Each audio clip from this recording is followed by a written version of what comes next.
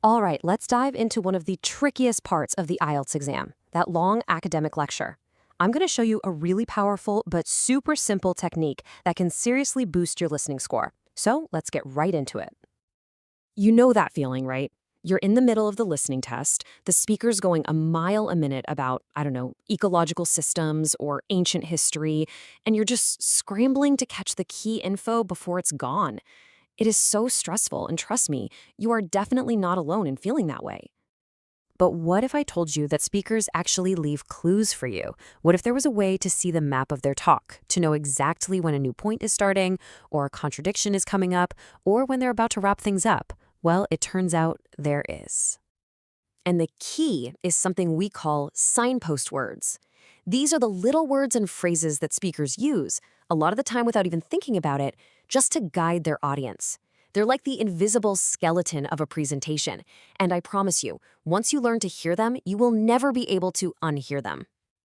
The best way to think about them? They're basically road signs for your ears. Seriously, just like a sign on the highway tells you sharp turn ahead or next exit coming up, these words tell you exactly where the lecture is going. They are your personal GPS for navigating all that academic audio. So, if these are road signs, how do we actually learn to read them? Well, it's all about spotting the different kinds of signals and really getting what each one means.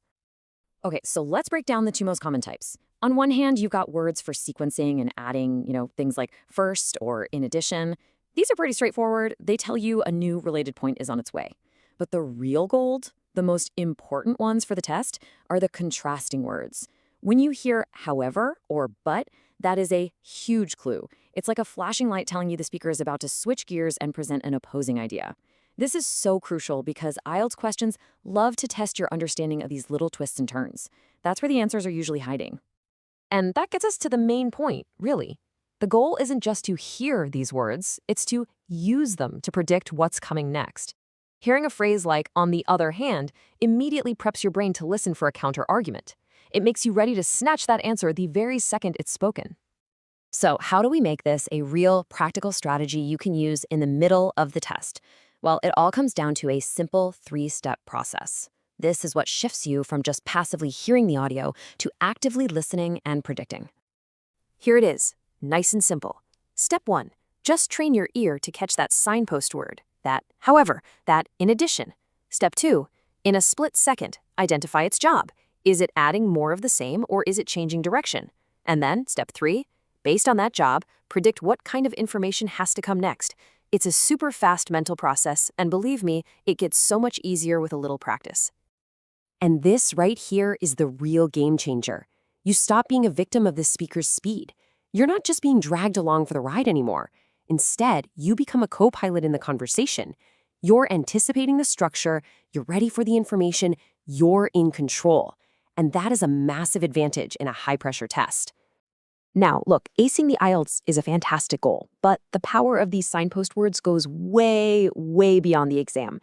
This isn't just some test-taking hack. It's a fundamental communication skill that is going to serve you for the rest of your life. Just think about it. In your future university lectures, you'll be able to follow even the most complex arguments so much more easily.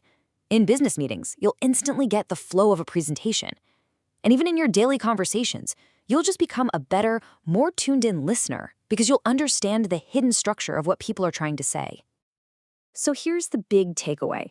We might have started with a strategy for the IELTS exam, but what we've really uncovered is a method for deeper understanding in general. Learning to listen for these signposts is really about learning to listen for structure.